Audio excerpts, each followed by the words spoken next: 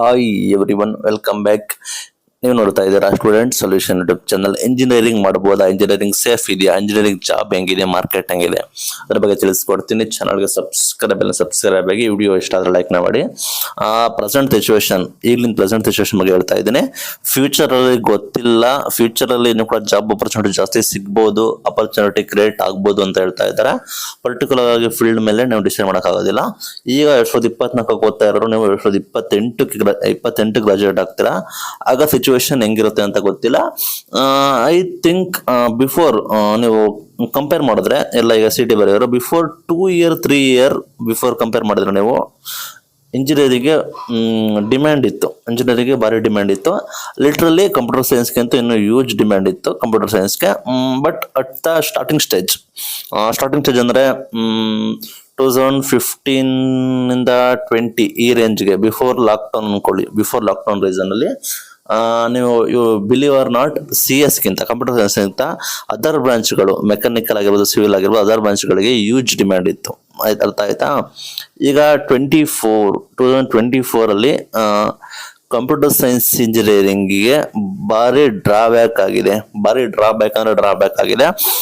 Reason ಇಷ್ಟೇ, ವಿದ್ಯಾರ್ಥಿಗಳಿಗೆ ಗಮನ ಇಟ್ಟು ಕಳ್ಕೊಳ್ಳಿ. ಅಲ್ಲಿ ಕಂಪ್ಯೂಟರ್ ಸೈನ್ಸ್ ಇಂಜಿನಿಯರ್, ನೀವು IT ಇಂಜಿನಿಯರ್, ನೀವು IT ಫೀಲ್ಡ್ಗೆ ಹೋಗ್ಬೇಕು ಅನ್ಕೊಂಡಿದ್ದೀರಾ.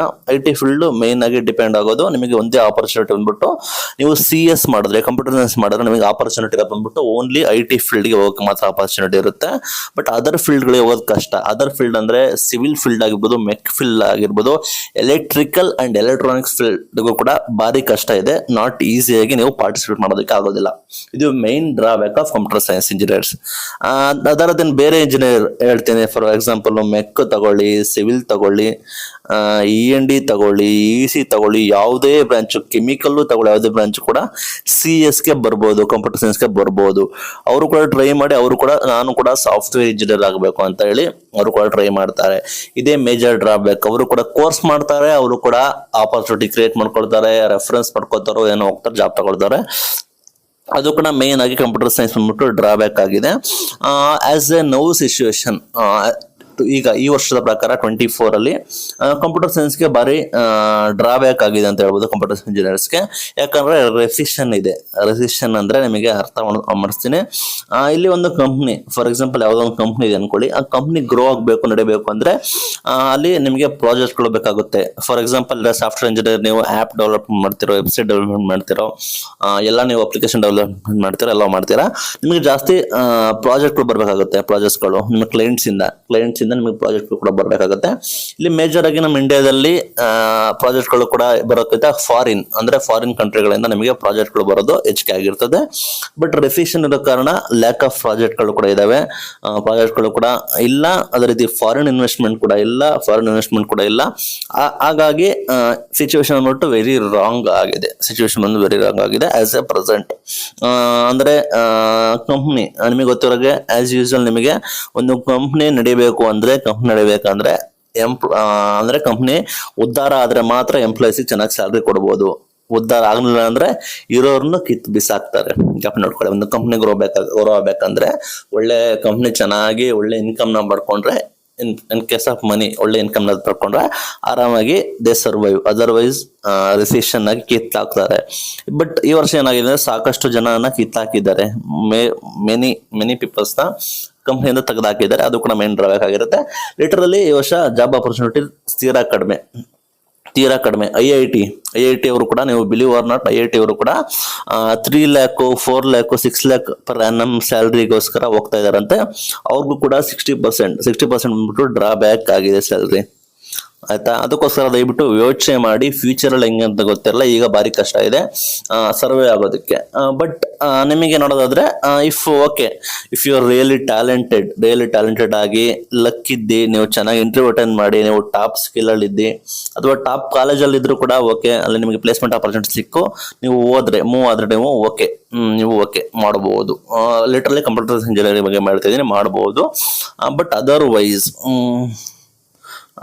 ಅದರ್ವೈಸ್ ಮೀನ್ಸ್ ನೀವು ಈ ತರ ಟಾಪ್ ಕಾಲೇಜ್ ಆಗಿರ್ಬೋದು, ಒಳ್ಳೆ ನಿಮಗೆ ಸ್ಕಿಲ್ ಬೆಳೆಸ್ಕೊಂಡಿಲ್ಲ ಅಂದ್ರೆ ಲಿಟ್ರಲಿ ಭಾರಿ ಕಷ್ಟ ಆಗುತ್ತೆ.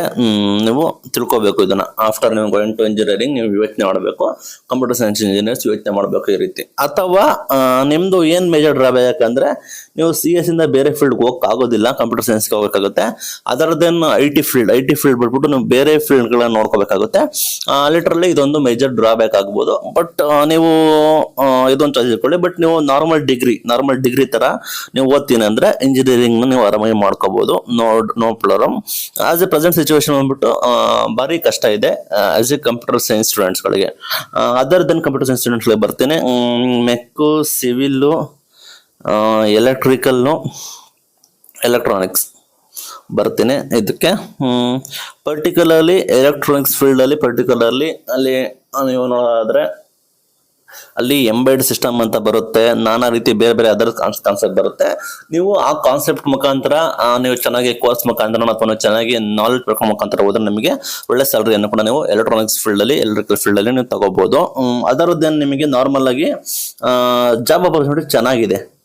ಏನಪ್ಪ ಇವನು ಜಾಬ್ ಆಪರ್ಚುನಿಟಿ ಚೆನ್ನಾಗಿದೆ ಅಂತ ಹೇಳ್ತಾನೆ ಅಂತ ಅನ್ಬೋದು. ಹೌದು, ನಿಮಗೆ ಗೊತ್ತಿರೋ ಹಾಗೆ ಮೆಕ್ಕೋ ಸಿವಿಲ್ ಎಲ್ಲ ಜಾಬ್ ಆಪರ್ಚುನಿಟಿ ಚೆನ್ನಾಗಿದೆ. ಯಾಕೆ ಏನ್ ಹೇಳ್ತಾ ಇದ್ದೇನೆ ಅಂದ್ರೆ ನಿಮಗೆ ಗೊತ್ತಿರೋ ಹಾಗೆ ಮೆಕ್ಯಾನಿಕಲ್ ಬಂದ್ಬಿಟ್ಟು ರಿಲೇಟೆಡ್ ಟು ವೆಹಿಕಲ್ಸ್, ಮಿಷಿನ್ಸ್ ಗಳು ಅಂಡರ್ ಬರ್ತವೆ. ವೆಹಿಕಲ್ಸ್ ಗಳು ಎಷ್ಟು ಲಕ್ಷಾಂತರ ವೆಹಿಕಲ್ ಗಳು ಮ್ಯಾನುಫ್ಯಾಕ್ಚರ್ ಬರ್ತಾ ಇರ್ತವೆ, ಮಿಷಿನ್ ಗಳು ಕೂಡ ಬರ್ತಾ ಇರ್ತವೆ. ನಂತರ ಸಿವಿಲ್ ಅಲ್ಲಿ ನೋಡೋದಾದ್ರೆ ಬಿಲ್ಡಿಂಗ್ ಗಳು, ನಿಮಗೆ ಗೊತ್ತಿರೋ ಹಾಗೆ ಬಿಲ್ಡಿಂಗ್ ಮೇಲೆ ಬಿಲ್ಡಿಂಗ್ ಕಟ್ತಾ ಇದ್ದಾರೆ. ಬಿಲ್ಡಿಂಗ್ ಬಂದ್ಬಿಟ್ಟು ಸಾಯೋವರೆಗೂ ಕಟ್ತಾನೆ ಇರ್ತಾರೆ. ನಾನಾ ಬಿಲ್ಡಿಂಗ್ ಗಳು, ಕನ್ಸ್ಟ್ರಕ್ಷನ್ಸ್ ಗಳು, ಬ್ರಿಡ್ಜ್ ಗಳು, ಡ್ಯಾಮ್ ಗಳು. ಎಲೆಕ್ಟ್ರಿಕಲ್ ವರ್ಕ್ ಗಳು ಕೂಡ ನಿಮಗೆ ಗೊತ್ತಿರೋ ಹಾಗೆ ಇಟ್ ಈಸ್ ಕಂಪಲ್ಸರಿ. ಬಿಲ್ಡಿಂಗ್ ಇದೆ ಅಂದ್ರೆ ಅಲ್ಲಿ ಕೂಡ ಎಲೆಕ್ಟ್ರಿಕಲ್ ವರ್ಕ್ಸ್ ಇದೇ ಇರ್ತದೆ. ಎಲ್ಲಾ ಕಡೆ ಎಲೆಕ್ಟ್ರಿಕಲ್ ವರ್ಕ್ಸ್ ಬಂದ್ಬಿಟ್ಟು ಮ್ಯಾಂಡೇಟರಿ ಆಗಿರುತ್ತೆ. ಈ ನಿಟ್ಟಿನಲ್ಲಿ ಜಾಬ್ ಸಿಗುತ್ತೆ ಜಾಬ್ ಈಸಿಯಾಗಿ ಸಿಗುತ್ತೆ ನಿಮಗೆ. You believe or not, job ಈಸಿಯಾಗಿ ಪಡ್ಕೋಬಹುದು. ಆಯ್ತಾ, ಇದ್ರಲ್ಲೂ ಕಾಂಪಿಟೇಷನ್ ಇದೆ, ಇಲ್ಲ ಅಂತ ಇಲ್ಲ. But literally computer science compare ಮಾಡಿದ್ರೆ ತೀರಾ ಲೋ ಲೆವೆಲ್, ಈಸಿಯಾಗಿ ನೀವು ಭಾವನೆ ಮಾಡ್ಕೋಬಹುದು. ಬಟ್ ಮೇಜರ್ ಡ್ರಾಬ್ಯಾಕ್ ಅಂದ್ರೆ ಮೆಕ್ಕೋ ಸಿವಿಲ್ ಮೇಜರ್ ಡ್ರಾಬ್ಯಾಕ್ ಅಂದ್ರೆ ನೀವು ಇನ್ ಕೇಸ್ ಟ್ಯಾಲೆಂಟ್ ಇದ್ರೆ ಇನಿಷಿಯಲ್ ನೀವು ಒಳ್ಳೆ ಪ್ಯಾಕೇಜ್ ತಗೋಬಹುದು. 3 lakh 4 lakh ಪ್ಯಾಕೇಜ್ ತಗೊಂಡು 5 lakh ತಗೊಂಡು ಹೋಗ್ತಾರೆ. But if you are not well ನಿಮಗೆ ಇಂಟರ್ವ್ಯೂ ಏನೋ ಸಿಗಲಿಲ್ಲ, ನಾಟ್ ವೆಲ್ ಅಂದ್ರೂ ಕೂಡ 15,000 12,000 ಗೆಲ್ಲ ಇನಿಷಿಯಲ್ ಸ್ಟೇಜ್ ಅಲ್ಲಿ ವರ್ಕ್ ಮಾಡಬಹುದು. ಇದು ಈಸಿಯಾಗಿ ಸಿಗುತ್ತೆ. 15,000 12,000 ಎಲ್ಲ ಈಸಿಯಾಗಿ ಸ್ಟಾರ್ಟಿಂಗ್ ಸ್ಯಾಲರಿ ಕೊಡ್ತಾರೆ. ಬಟ್ 3 year ಎಕ್ಸ್ಪೀರಿಯನ್ಸ್ ಮಾಡ್ಕೊಂಡು ಆಮೇಲೆ ನೀವು ಸ್ಯಾಲರಿನ ಇನ್ಕ್ರೀಸ್ ಮಾಡ್ಕೊಂಡು ಹೋಗ್ಬೇಕಾಗುತ್ತೆ. ಬಟ್ ಲಿಟ್ರಲಿ ಮೇಜರ್ ಡ್ರಾಬ್ಯಾಕ್ ಬಂದ್ಬಿಟ್ಟು ನಾನ್ IT ಯಾರು ಹೋಗೋದಿಲ್ಲ. ನಾನ್ IT ಮೀನ್ಸ್ ಸಿವಿಲ್ ಮೆಕ್ಕಿಗೆ ಯಾಕೆ ಇಂಟ್ರೆಸ್ಟ್ ತೋರಿಸೋದಿಲ್ಲ ಸಿವಿಲ್ ಮೆಕ್ಕಿಗೆ ಅಂದ್ರೆ ಮೇಜರ್ ಆಗಿ ಹುಡುಗಿಯವರು ಅಂದ್ರೆ ಗರ್ಲ್ಸ್ ಬಂದ್ಬಿಟ್ಟು ಫೀಲ್ಡ್ ವರ್ಕ್ ಮಾಡೋಕ್ಕಾಗುತ್ತೆ, ಕಷ್ಟ ಆಗುತ್ತೆ ಅಂತ ಹೇಳಿ ಅವರು ಚೂಸ್ ಮಾಡೋದಿಲ್ಲ. ಓಕೆ, ಅದು ಮೇನ್ ಡ್ರಾಬ್ಯಾಕ್ ಹುಡುಗಿರು ಹೇಳ್ಬೋದು. ಬಟ್ ಬಾಯ್ಸ್ಗೆ ಯಾಕೆ ಮೆಕ್ ಸಿವಿಲ್ ಹೋಗೋದಿಲ್ಲ ಅಂದ್ರೆ ಅಲ್ಲಿ ನಿಮಗೆ ಗೊತ್ತಿರೋ ಹಾಗೆ ಗ್ರೋ ಕಡಿಮೆ ಇರುತ್ತೆ. ಮೀನ್ಸ್ ಸ್ಯಾಲ್ರಿ ಬೇಗ ಇನ್ಕ್ರೀಸ್ ಆಗೋದಿಲ್ಲ. ಇದು ಮೇನ್ ಡ್ರಾಬ್ಯಾಕ್. ಸ್ಯಾಲ್ರಿ ಬೇಗ ಇನ್ಕ್ರೀಸ್ ಆಗೋದಿಲ್ಲ. ಎರಡನೇ ಮೇನ್ ಡ್ರಾಬ್ಯಾಕ್ ಬಂದ್ಬಿಟ್ಟು it is outside work ಆಗಿರುತ್ತೆ. ಮತ್ತೆ ಇದು ಜಾಸ್ತಿ ಫಿಸಿಕಲ್ ವರ್ಕ್ ಆಗಿರ್ತದೆ. ಫಿಸಿಕಲ್ ವರ್ಕ್ ಗಳು ಕೂಡ ಕೆಲವೊಂದು ಇನ್ಕ್ಲೂಡ್ ಆಗಿರ್ತದೆ. Other than design, mechanical design, civil ಅಲ್ಲಿ ಇಂಟೀರಿಯರ್ ಡಿಸೈನ್ ಅವು ಬರ್ತವೆ. ಡಿಸೈನ್ ಮತ್ತೆ ಹೋಮ್ ಡಿಸೈನ್ ಅವೆಲ್ಲ ಸ್ವಲ್ಪ ಕಂಪ್ಯೂಟರ್ ವರ್ಕ್ ಇದ್ರು ಕೂಡ ಅದರಲ್ಲೂ ಕೂಡ ನಿಮಗೆ ಫೀಲ್ಡ್ ವರ್ಕ್ ಗಳು ಕೂಡ ಇನ್ಕ್ಲೂಡ್ ಆಗಿರ್ತವೆ. ಫೀಲ್ಡ್ ವರ್ಕ್ ಬಂದ್ಬಿಟ್ಟು ಯಾರು ಹೋಗ್ತಾರಪ್ಪ, ಯಾರು ಮಾಡ್ತಾರಪ್ಪ ಅಂತ ಹೇಳಿ ಸಾಕಷ್ಟು ಜನ ಅಸಡ್ಡೆ ತೋರಿಸ್ತಾರೆ. But if you believe or not, mechanical civil ಅಲ್ಲಿ ಫ್ಯೂಚರ್ ಇಲ್ಲ ಅಂತ ಹೇಳಲ್ಲ, ಫ್ಯೂಚರ್ ಇದೆ. ಬಟ್ ಸ್ಯಾಲರಿ ಇನ್ಕ್ರಿಮೆಂಟ್ ಆಗೋಕೆ ಟೈಮ್ ತಗೊಳುತ್ತೆ. ಆ ನಿಟ್ಟಿನಲ್ಲಿ ಯಾರಪ್ಪ ಇಷ್ಟು ಓದಾಡ್ತಾರೆ ಅಂತ ಹೇಳ್ತಾರೆ. ಲಿಟರಲಿ ಐಟಿಗೆ ಯಾಕೆ ಬರ್ತಾರೆ ಅಂದ್ರೆ ಮೇಜರ್ ಆಗಿ ನಮಗೆ ಗೊತ್ತಿರೋ ಹಾಗೆ ಕಂಪ್ನಿಲೇ ವರ್ಕ್ ಮಾಡ್ಬೋದು, ಕಂಪ್ನಿಲೇ AC ವರ್ಕ್ ಮಾಡ್ಬೋದು, ಇನ್ಕ್ರಿಮೆಂಟ್ ಚೆನ್ನಾಗುತ್ತೆ. ಇವು believe or not 2 year 3 year experience ತಗೊಂಡ್ರೆ ನಿಮಗೆ ಅಪ್ ಟು 1 lakh 2 lakh ವರೆಗೂ ತಗೋತಾರೆ. 1 lakh 2 lakh per month salary ವರೆಗೂ ನಿಮಗೆ ತಗೋತಾರೆ. ಅಷ್ಟು 1 lakh 2 lakh ಸ್ಯಾಲರಿ ಕೂಡ ತಗೊಳ್ತಾರೆ 2 year 3 year ಎಕ್ಸ್ಪೀರಿಯನ್ಸ್ ಆದ್ರೆ. ಅರ್ಥ ಆಯ್ತಾ? ಅದಕ್ಕೆ ಐಟಿಗೆ ಬರ್ತಾರೆ. ಐಟಿ ನೀವು ಅನ್ಕೊಂಡಂಗೆ ಏನಪ್ಪಾ 2 year 3 lakh ಸ್ಯಾಲರಿ ಸಿಗುತ್ತೆ ಅಂದ್ರೆ ಅಷ್ಟೇ ರಿಸ್ಕ್ ಇರುತ್ತೆ. ಸುಮ್ಮನೆ ನಿಮಗೆ ಯಾರು ಸ್ಯಾಲರಿ ಕೊಡೋದಿಲ್ಲ. ವರ್ಕ್ ಪ್ರೆಷರ್ ಇರ್ತದೆ, ಟೆನ್ಷನ್ ಇರ್ತದೆ, ಎಲ್ಲ ಇರ್ತದೆ. ವರ್ಕ್ ಮಾಡಬೇಕಾಗುತ್ತೆ. Literally you believe or not, in IT field 5 days working ಅಷ್ಟೇ. 5 days ಇರ್ತದೆ. ಮಂಡೇ ಟು ಫ್ರೈಡೆ 5 days ಇರ್ತದೆ.